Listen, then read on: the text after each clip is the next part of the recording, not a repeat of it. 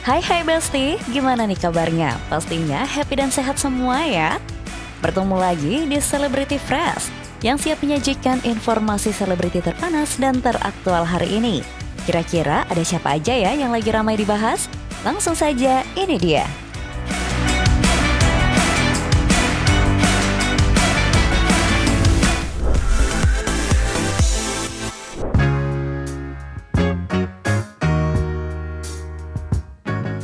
Besti, setelah sekian lama bermain kucing-kucingan dengan netizen, akhirnya sang rocker masa kini Ronny Parulian pamer kedekatan dengan seorang wanita. Sang jebolan ajang pencarian bakat itu secara tersirat mulai go publik soal hubungannya dengan aktris cantik Giselma Firmansyah. Tak main-main, Ronny Parulian kini berani pamer billiard date bareng Giselma Firmansyah nih Besti. Sebagian netizen senyum-senyum sendiri melihat kegemasan pasangan yang satu ini. Sementara yang lain kepanasan.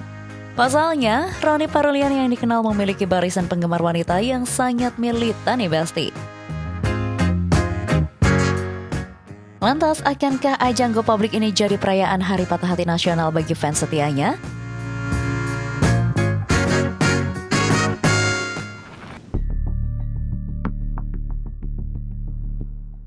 Besti, setelah ramai dibahas terkait aksi heroik Maxim Bouchier menyelamatkan istrinya dari kerumunan macet di tengah ibu kota, kini pasangan yang menikah pada 7 Mei 2025 silam itu kembali jadi buah bibir warganet.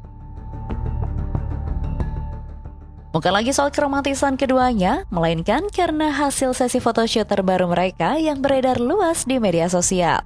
Bukan pujian yang didapat, pasangan ini justru banjir tudingan miring, hingga disebut-sebut mulai menunjukkan gelagat menyimpang di Besti. Dalam jepretan kamera yang mengusung konsep high fashion tersebut, gaya dan pose Luna Maya maupun Maxim dianggap terlalu berani dan menabrak batasan kewajaran. Nampaknya komentar sinis publik itu sudah sampai ke telinga Luna Maya. Pasalnya lewat sebuah komentar yang menyebut bahwa apa yang diperlihatkan Luna dan Maxim itu pure pose untuk photoshoot. Luna Maya terlihat senang saat mendapat pembelaan.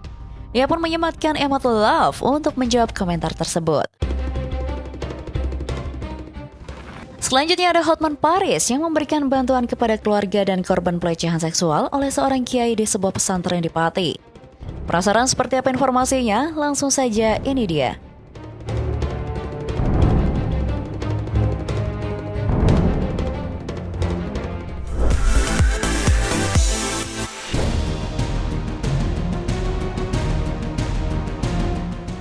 Besti, belum lama ini jagat maya digemparkan kabar dugaan kekerasan seksual yang menimpa puluhan korban santriwati di sebuah pondok pesantren di Pati, Jawa Tengah. Dalam berita yang berkembang, tindak tidak terpuji tersebut dilakukan oleh seorang kiai sekaligus pengasuh pondok pesantren Dolo Kusumo Asari. Menurut keterangan saksi berinisial S, selama bekerja sebagai tukang di pesantren tersebut, ia telah menyaksikan perbuatan bejat sang kiai sejak tahun 2008 silam. Tak kuat menahan pemandangan tak pantas tersebut, S menyebut bahwa warga sekitar sudah pernah melakukan aksi demo karena mendengar ada korban yang hamil. Namun entah alasan apa, kasus tersebut berhenti dan hilang dari pemberitaan begitu saja. Tak disangka-sangka kasus yang lepas dari pandangan pemerintah hingga aparat penegak hukum tersebut, tindak asusila yang dilakukan sang kiai berkembang hingga memakan korban yang banyak. Tak hanya melecehkan santriwati, tapi sang kiai secara sengaja mendoktrin anak-anak santri untuk melepaskan ikatan keluarga dengan saudara-saudara dan orang tua mereka. Dengan dalih kasih sayang sebagai orang tua angkat, Asari melancarkan aksinya untuk melecehkan sejumlah santriwati di pondok pesantren tempat ia bekerja. Jadi 2008 itu pernah di demo masyarakat itu. Udah pernah di demo ya? Iya. Ternyata tahun berapa? 2008. Udah tahun 2008 sudah pernah di demo karena pelecehan juga ya? Iya. Pelecehan wanita juga? Iya, masyarakat Siapa itu. aja waktu ketahuan? Ya, katanya ada yang hamil sampai digugurkan. Ya pas, terus setelah itu selama dari tahun 2010 itu kebanyakan wanita, lalu setiap wanita itu dianggap anak dia. Cara diputus hubungan dari orang tuanya dijadikan anak dia. Terus setiap salaman itu Nah, itu di cium pipi kanan kiri, batuk, dan juga itu lambungnya. Itu banyak yang lihat. Kalau gagal juga banyak yang dirangkul begitu. Setelah sempat hilang dari pemberitaan, kini permasalahan kembali menjadi sorotan. Tak hanya publik yang dibuat ternyuh saat mendengar cerita para korban yang masih di bawah umur. Ternyata, hati pengacara kondang Hotman Paris juga ikut terusik mendengar kelakuan bejat sang kiai. Itulah sebabnya, tanpa basa-basi dan diskusi yang panjang, ia menerima tawaran untuk mengkawal permasalahan ini, hingga sang terduga pelaku kekerasan seksual kepada puluhan santriwatinya mendapat hukuman yang seberat-beratnya. Tidak serta-merta Hotman Paris menangani perkara ini di Basti. Ia bekerja sama dengan pengacara asal Pati, Ali Yusron, yang pertama kali mengkawal kasus ini. Kasus ini dilaporkan tahun 2024, kalau tidak salah, kurang-kurangnya itu jam. Kasus pelapor tadi ya? Ya. Coba bayangin segitu lama, ya terus. 3 bulan 2023, tanggal 23 September 2024 itu sudah dinaikkan penyidikan kan? Ya. Dari penyidikan berhenti di situ. Cuma di tahun itu tidak saya yang megang. Saya yang megang di tahun 2026. Saya itu punya pergerakan. Ormas namanya bang. Itu gerakan jalan lurus kalau di Pati. Saya itu ketua gerakan jalan lurus di Provinsi Jawa Tengah. DPD saya. Nah, di situ saya juga selaku kuasa hukumnya di situ. Nah ini datang di kantor saya. Dia menangis dia. Apakah ada pengacara yang mau membela saya? Saya jawab, mau, yang penting sama jujur. Para korban harus berani ngaku. Kita akan kawal, kita akan viralkan terus-menerus, karena di Indonesia ini no viral, no justice. Biasanya kalau Hotman yang viralkan, sampai ke istana nyampe semuanya. Kebetulan itu yang di istana itu mantan klien saya lama.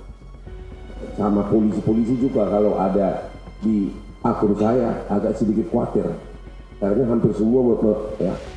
Dan juga mereka tahu kita ini nggak mau sembarang membuat tuduhan. Benar-benar harus yang ada buktinya. Kita tiap hari dapat pengaduan, kita sangat selektif. Jadi yakinlah kasus ini bekerjasama dengan rekan-rekan dari Pati ya duluan ya. Kita akan sama-sama banting tulang. Ironisnya, menurut pengakuan ayah korban inisial H, ia telah menerima aduan sejak lama dari sang anak. Bahkan ia sudah melakukan penelusuran lebih lanjut sejak tahun 2024 silam. Namun, upaya mencari keadilan untuk sang anak tak membuahkan hasil, karena ada sejumlah oknum yang berusaha mengintimidasi dirinya agar mencabut laporan polisinya.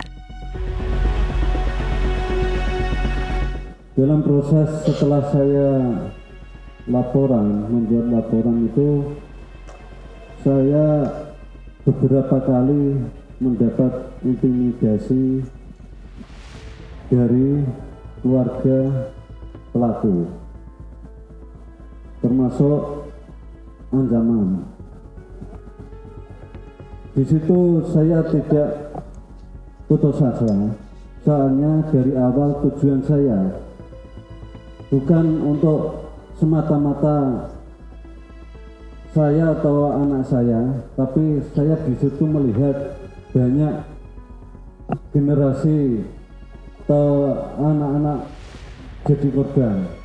Itulah yang mulai dari niat saya untuk membuka laporan. Namun kini usaha dan perjuangan para korban dan orang tua membuahkan hasil. Polisi telah berhasil menangkap Ashari setelah masuk dalam daftar buronan beberapa tahun belakangan. Dan polisi pun telah menetapkan Ashari sebagai tersangka dalam dugaan kekerasan seksual puluhan santriwati di pondok pesantren di Pati.